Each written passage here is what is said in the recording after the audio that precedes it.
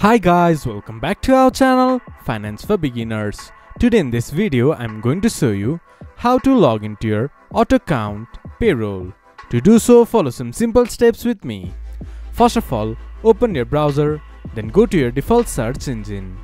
Then search AutoCount Payroll.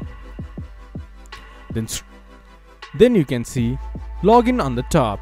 Click on it or go to payroll.autocountcloud.com. It will then take you to the official website of AutoCount.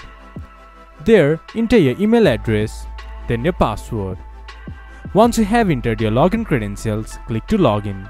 Then you should be able to access your AutoCount Payroll.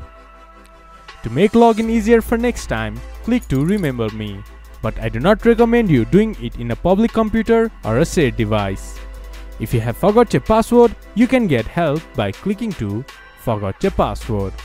This much for today's video. If you guys find our video helpful, please leave a like and comment. And do not forget to subscribe our channel and hit the bell icon. I'll see you guys again in our next video. Thank you for watching.